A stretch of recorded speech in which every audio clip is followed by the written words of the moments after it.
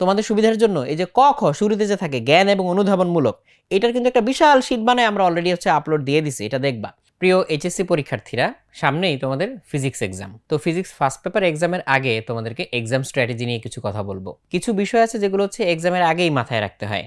যেমন পরীক্ষার আগের দিন, একদম ঠিক পরীক্ষার আগের রাত্রে নতুন কিছু না পড়াই আসলে ভালো। তুমি যা পড়ে ফেলছো এটার উপরে ভালো করে প্রিপারেশন নিয়ে তুমি পরীক্ষাটা দিয়ে আসো। কারণ তখন নতুন কিছু মাথায় ঢুকাইতে গেলে তখন তোমার মাথায় আরো জিনিসটা জট পাকিয়ে যেতে পারে এবং তার কারণে পরীক্ষা কিন্তু খারাপ হওয়ার একটা সম্ভাবনা থাকে। কাজেই যদি কিছু বিষয় তুমি বাদ দিয়েও থাকো, আর ওইটা নিয়ে চিন্তা করার দরকার নেই। তুমি যা পড়েছো এখান থেকে প্রিপারেশন নিয়ে পরীক্ষাটা দিয়ে আসো ঠান্ডা মাথায়। সো একটা ভালো ঘুম যদি সম্ভব হয়, অনেকে টেনশনে ঘুম হবে না আমি জানি, সো তারপরে যদি ভালো ঘুম সম্ভব হয় দিয়ে তারপর পরীক্ষার হলে যাও। এখন জানোই তো যেহেতু অনেক সময় অনেক কারণে জ্যাম লেগে যায়, সো ওইটা মাথায় রেখে যথেষ্ট পরিমাণ সময় হাতে নিয়ে তুমি বের হবা, যাতে জ্যাম ট্যাম লাগলেও তুমি কোনো না কোনোভাবে পৌঁছাইতে পারো। যেমন একদম বাংলা পরীক্ষার দিন ওরকম একটা ঘটনা ঘটলো, কিরকম যে হঠাৎ করে বৃষ্টি আসলো, বৃষ্টির মধ্যে জ্যাম লেগে গেল, অনেকে পরীক্ষার কেন্দ্রে যাইতে গিয়ে তখন একটু দেরি হয়ে গেল। সো এইরকম সবকিছু জিনিস তোমাকে মাথায় রেখে একটু সময় নিয়ে আগে বের হতে হবে। আবার অনেকের হয় পরীক্ষার হলে পারা প্রশ্ন সবকিছু জানি, অনেক প্র্যাকটিস করলাম, তারপরে পরীক্ষার হলে প্রশ্ন দেখলে মাথা ব্ল্যাঙ্ক লাগে, তাই না? নার্ভাস লাগে, হাত পা কাঁপে, অনেকের হাত পা ঘামে এরকম। সো একদম হাত ঘেমে হয়তো পরীক্ষার খাতা ভিজে যায়, এরকম নার্ভাসনেসের প্রবলেম হয়। সো নার্ভাসনেসের একটা সমাধান যেটা মেন্টাল, সেটা তো আছে যে একটু কনফিডেন্স বাড়িয়ে নিয়ে যেতে হবে। কিভাবে? যে তুমি যে জিনিসগুলো পারো বারবার সেগুলোর কথা মনে করে, তোমার অতীত সাফল্যের কথা মনে করে একটু কনফিডেন্স বুস্ট আপ করার একটা উপায় আছে। কিন্তু সুন্দর একটা ফিজিওলজিক্যাল উপায় আছে, সেটা যে তুমি যদি পরীক্ষার হলে ঢুকার আগে একটু স্যালাইন খেয়ে ঢুকো। তো নর্মাল যে saline, actually ion supply drink খেতে পারলে আরো ভালো, বিভিন্ন রকম আয়ন সাপ্লাই ড্রিঙ্কও বাজারে পাওয়া যায়। তুমি অ্যাটলিস্ট জাস্ট একটু নর্মাল স্যালাইন খেয়েও ঢুকো, তারপরে দেখবা তোমার এই যে আয়ন ঘাটতির কারণে ফিজিওলজিক্যাল যেসব প্রতিক্রিয়াগুলো হয়, হাত পা কাঁপে, শরীর ঘামে, এগুলো থেকে তুমি মুক্তি পাবা এবং বেশ বেটার ফিল করবা। মানে স্যালাইন বা ডাবের পানি, এটা আইডিয়াল। সো এটা খেয়ে তুমি ঢুকতে পারো, তোমার একটু ভাল লাগবে আর কি, শরীরটা ভাল লাগবে, তুমি সুন্দর মতো পরীক্ষা দিতে পারবা, এনার্জি পাবা। এইবার পরীক্ষার হলে ঢুকে অলরেডি তো তোমরা কয়েকটা পরীক্ষা দিয়ে ফেলছো তোমার এই সিটে। সো এর মধ্যে এমন কি কোনো সমস্যা তোমার চোখে পড়ছে যেটার কারণে তোমার পরীক্ষার হলে বসে লিখতে বা কনসেন্ট্রেট করতে সমস্যা হয়? হতে পারে এমন যে হয়তো তোমার সিট একদম জানালার পাশে, ওইখানে তো বাইরে থেকে কোনো একটা ধরনের নয়েজ আসে, তাহলে হলে বলে হয়তো ওই জানালা বন্ধ করার ব্যবস্থা করতে হবে। মেবি তুমি যে সিটে বসো, মেবি মাথার উপরে ফ্যানটা ঘুরে না, গরমে পরীক্ষা দিতে কষ্ট হয়, সো কর্তৃপক্ষকে অবহিত করতে হবে। হয়তো বেঞ্চটা কাঁপে, সিটটা নড়বড় করে, এগুলো তোমার যেটা বিন্দুমাত্র ডিসকমফোর্ট তৈরি করে সেটা কিন্তু ইনভিজিলেটরকে বলতে হবে বা পরীক্ষা কেন্দ্রে জানাতে হবে। সম্ভব হলে তারা সেটা সমাধান করে দিবে। সো এই বিষয়গুলো মাথায় রেখে যেতে হবে। এখন যেহেতু ফিজিক্স নিয়ে আমরা কথা বলবো, সো ফিজিক্সে তুমি যখন সিকিউ অ্যান্সার করবা তখন আসলে কি করবা? সিকিউ লেখার নিয়ম কি? নিয়ম নরমালি তুমি যখন নতুন প্রশ্ন শুরু করবা তখন কাতার কোন দিক থেকে শুরু করা? তখন কাতার বাম দিক থেকে শুরু করা। এরকম করে শুরু করে তুমি আস্তে আস্তে সামনের দিকে এগিয়ে যাবা। নরমালি যখন তুমি নতুন প্রশ্ন শুরু করবা তখন তুমি কি করবা? বাম দিক থেকে শুরু করবা, আস্তে আস্তে ডান দিকে এগিয়ে যাবা। তো গ ঘ যখন তুমি অ্যান্সার করবা তখন পেজ টার্ন না করতে পারলে ভালো। মানে বাম দিক থেকে শুরু করে তুমি ডানের পেজে যদি শেষ করতে পারো বেস্ট। একেবারে উপায় না থাকলে ধরো ডান দিকে শুরু করেই ফেলছো, তখন কি করবা? পেজ তো উল্টানোর একটা পসিবিলিটি থেকে যায়, চেষ্টা করবা ওই পেজের মধ্যে শেষ করতে পারলে, তাহলে তো ভালো, তাহলে তোমার এক পেজে অ্যান্সারটা হয়ে গেল। সিকিউ এর বেলায় প্রশ্ন যেহেতু তোমার পরীক্ষা শুরু হওয়ার একটু আগেই দেয়, মানে তোমার উত্তর লেখা শুরু করার একটু আগে যেহেতু প্রশ্ন দেয়, প্রশ্নটা পুরাটা একবার ঠান্ডা মাথায় পড়ে নিবা। পুরা প্রশ্নটা পড়লে অটোমেটিক তোমার মাথায় ক্যালকুলেশন শুরু হয়ে যাবে, আরে কোনগুলা আমি পারি আর কোনগুলা আমি পারি না। সো ওই চিন্তা তখন মাথায় অটোমেটিক ক্যালকুলেশন হয়ে যাবে, যাচাই বাছাই একটা হয়ে যাবে। এইবার তুমি শুরু করবা কোনটা দিয়ে? যেটা সবচেয়ে সহজ, যেটা তুমি নিশ্চিতভাবে পারো, যেটা তুমি সুন্দর করে গুছায় লিখতে পারবা। তো এইটা দিয়ে লেখা শুরু করার যুক্তি যেটা তুমি সবচেয়ে ভালো পারো, ওটা তোমার কাটাকাটি হবে না, অগোছালো কোনো কিছু থাকবে না,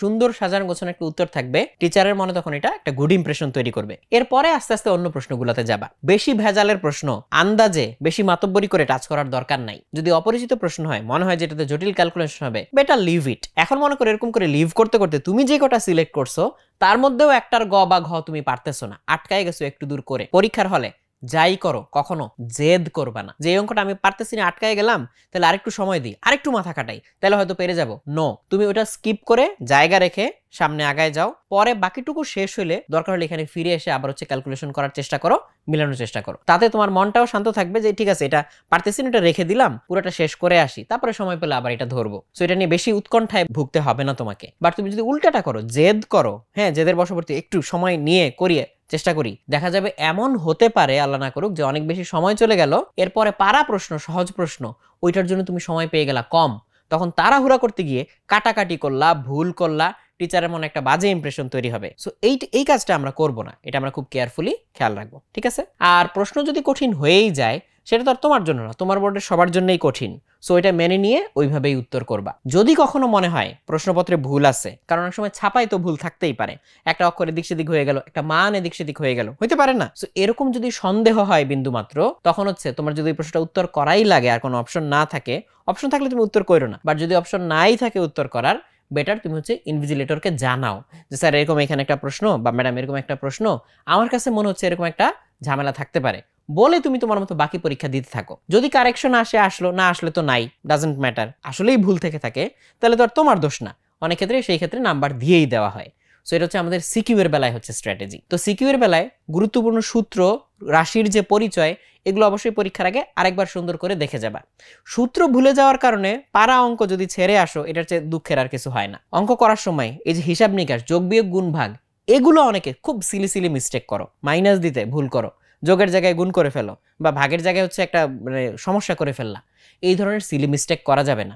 এই জন্য সিকিউতে সম্ভব হলে খুব মানে চিন্তা ভাবনা করে কেয়ারফুলি একটু সময় রেখে দিবা হচ্ছে রিভিশন দেওয়ার জন্য। ওকে, তো সিকিউ এর জন্য হচ্ছে মোটামুটি এই কথাগুলো বললাম। এবার এমসিকিউতে আসি। এমসিকিউ কিন্তু প্রত্যেকটার জন্য একটা নির্দিষ্ট সময় তোমার জন্য বরাদ্দ আছে, যে এত সেকেন্ড করে আমি সময় পাবো। সো এটা মাথায় রেখেই তোমাকে উত্তর দিতে হবে। সো এইখানেও যেহেতু তোমাকে প্রশ্নপত্র আগে সাপ্লাই করা হয়, পুরাটা আগে একবার গো থ্রু করবা। পুরা প্রশ্ন যেহেতু গো থ্রু করে ফেলছো তুমি, সো তোমার মাথায় অটোমেটিক একটা ক্যালকুলেশন শুরু হয়ে যাবে আবারও, যে আমি কোনটা কোনটা পারি, কোনটা কোনটা পারি না, ইনটুইশন তৈরি হবে।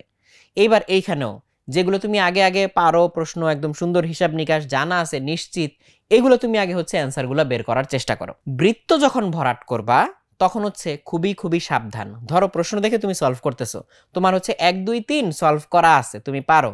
4 পারো না দেখে লিভ করছো, পরে ধরবা। এরপরে 5 তুমি পারো।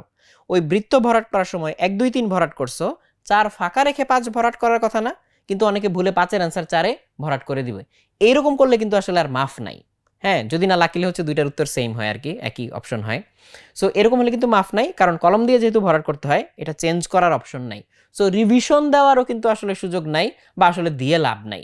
তো তুমি একভাবে শিওর হয়ে যেটা পারো সেটাই আগে তুমি অ্যান্সার করবা, সিরিয়াল মেনটেন করবা সুন্দরভাবে, যেটা লিভ করার কথা ফাঁকা রেখে তারপরেরগুলো অ্যান্সার দিবা।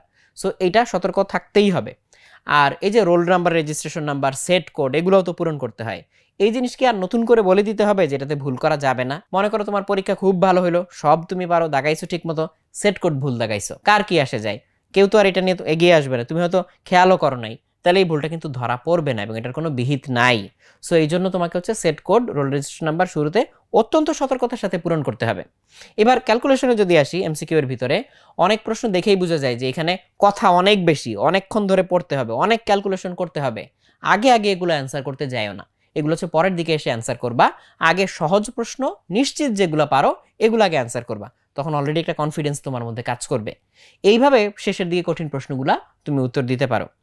একইভাবে এখানে ওই ডাবল বৃত্ত ভরাট করো না, তোমার তো ডাবল বৃত্ত ভরাট করার অপশন আসবে না, সো তাহলে তো ভুল, তুমি নাম্বার কাটা পেয়ে যাবা। যদি তোমার মনে হয় যে ভুল আছে কোনো জায়গায়, তুমি পরীক্ষার যে পরিদর্শক থাকবে তুমি তাকে জানাবা, জানাই হচ্ছে তোমার বাকি পরীক্ষা তুমি দিতে থাকবা, ব্যাস। আর এটা নিয়ে চিন্তা করার দরকার নাই। আগে যেগুলো দিয়ে ফেলছে উত্তর, ওগুলোর দিকে তাকানোর দরকার নাই, কারণ অনেক সময় হইতে পারে কি, হয়তো একটা তোমার ভুল হয়েছিল তুমি জানো না, ওই একটা ভুল হলে তোমার হয়তো তেমন কোনো ক্ষতি হবে না, বাট ওটা যে ভুল হয়েছে এই জিনিসটা মাথায় ঢুকে যাওয়ার কারণে পরবর্তী পরীক্ষাটুকু খারাপ হয় টেনশনে। বাকি পরে পারা প্রশ্ন, সহজ প্রশ্ন, এগুলো অনেক মানুষ ভুল করে আসে। দেখছো, আমি কিন্তু যতখানি জোর দিচ্ছি তোমার এই জানা বুঝা পারা এগুলোর পিছনে, ততখানি কিন্তু জোর দিচ্ছি তোমার মেন্টাল কন্ডিশনের পিছনে, কন্ডিশনিংটার পিছনে, যে আমি এটা দেখলে আমার হয়তো কনফিডেন্স কমে যাবে, আমি ওই কাজটা করলে হয়তো আমার কনফিডেন্স বাড়বে।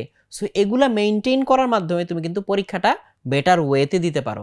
তোমার যতটুকু যোগ্যতা, সেই যোগ্যতার পুরোটুকুর স্বাক্ষর তুমি এখানে হচ্ছে রেখে আসতে পারো। তা নাহলে এই কাজগুলোতে মিস্টেক করলে অনেক হচ্ছে আফসোস করে, কেন ভাইয়া পারতাম কিন্তু পরীক্ষার হলে গিয়ে কি যে হইলো, মাথা ঠিক ছিল না, মাথা খারাপ হয়ে গেছে, এগুলো দিয়ে আসতে পারি নাই, এরকম ব্যাপার স্যাপার ঘটবে। তো সামারাইজ করলে এই বিষয়গুলাই। আর পরীক্ষার আগে হচ্ছে নেগেটিভ থট মাথায় আনবা না, যতটুকু সম্ভব পজিটিভ থট মাথায় আনবা। ক্যালকুলেটরে টিপাটিপির ব্যাপারে সাবধান, অনেক সময় হচ্ছে তাড়াহুড়ায় বা উত্তেজনার বসে ক্যালকুলেটর হচ্ছে আমরা ভুল টিপ দিলে এটা ওই ক্যালকুলেটরের ডায়ালে যে উঠছে অনেক সময় আমরা ওইদিকে তাকাইও না। আমি নিজেও এরকম করতাম যে ক্যালকুলেটরের ওই নাম্বার প্যাডে আমি টিপতেছি, বাট আমি ডায়ালের দিকে তাকাচ্ছি না, বা ওই যে স্ক্রিনের দিকে তাকাচ্ছি না। না তাকানোর কারণে এখানে কিন্তু ভুল হলে আমার আর ধরা পড়বে না। সো এই ব্যাপারটা হচ্ছে সাবধান। ক্যালকুলেটরের ব্যাটারিটা ঠিক আছে কিনা, তোমার কলমে কালি আছে কিনা, এগুলো নিশ্চয়ই তুমি দেখেই বের হবা। তাও আমি মনে করাই দিলাম, তোমার যে সাথে যে কাগজপত্র নিয়ে যাওয়ার কথা, অ্যাডমিট নিয়ে যাওয়ার কথা, এগুলো নিছো কিনা স্টিল মনে করাই দিলাম। এগুলো সব দেখে সতর্ক হয়ে তারপরে যাবা। অবজেক্টিভে আরেকটা ব্যাপার মাঝে মধ্যে ঘটে, ধরো সামহাও কোনো কারণে তোমার যে উত্তরটা আসলো কোনো অপশনের সাথে মিললো না, কোনো অপশনেই নাই, তাহলে তুমি এখন কি করবা? পুরোটা আবার করবা? দরকার নাই, বাকি পরীক্ষা শেষ করে আসো, লাস্টে এসে ঠান্ডা মাথায় এটা ধরবা, পারলে পারবা, না পারলে নাই। তাহলে একেবারে লাস্টে গিয়ে যখন এই স্ট্রাগলটা হবে তখন এটা বাকি সময় তোমাকে ভোগাবে না, তুমি শান্তিমতো পরীক্ষাটা দিতে পারবা। সো এই হচ্ছে ব্যাপার, মাথা ঠান্ডা রাখবা, কনফিডেন্স রাখবা। সো আল্লাহর উপর ভরসা রেখে পরীক্ষা দিয়ে ফেলো, কোনো অসুবিধা নাই। যা পড়াশোনা করছো এটার উপরে হচ্ছে তুমি পরীক্ষাটা দিয়ে ফেলো। এখন লাস্টে এসে একদম নতুন আন করা কিছু পড়ার দরকার নাই। তোমাদের সুবিধার জন্য এই যে ক খ শুরুতে যে থাকে জ্ঞান এবং অনুধাবনমূলক, এটার কিন্তু একটা বিশাল শীট বানায় আমরা অলরেডি হচ্ছে আপলোড দিয়ে দিছি, এটা দেখবা। কারণ এইটুকু হচ্ছে একেবারে শিওর নাম্বার। তোমাকে যেখানে জ্ঞানমূলক প্রশ্ন করবে ওটা সঠিক উত্তর দিতে পারলে তোমার নাম্বার কাটার কোনো স্কোপই নাই। সো এই নাম্বারটা কেউ হচ্ছে হেলাফেলায় হারাবা না।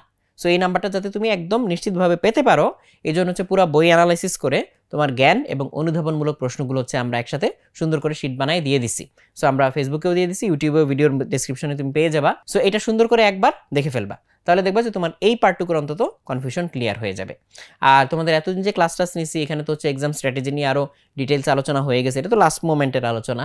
সো ওইগুলো একটু মাথায় রাখবা, গ ঘ কীভাবে অ্যান্সার করতে হয়, কোনগুলো প্রশ্ন সিলেক্ট করতে হয়, এগুলো এইভাবে হচ্ছে চিন্তা ভাবনা করে তারপরে হচ্ছে সুন্দর করে এক্সামটা দিবা। সবার জন্য হচ্ছে অনেক দোয়া থাকলো, অনেক শুভকামনা থাকলো। আসসালামু আলাইকুম, আল্লাহ হাফিজ।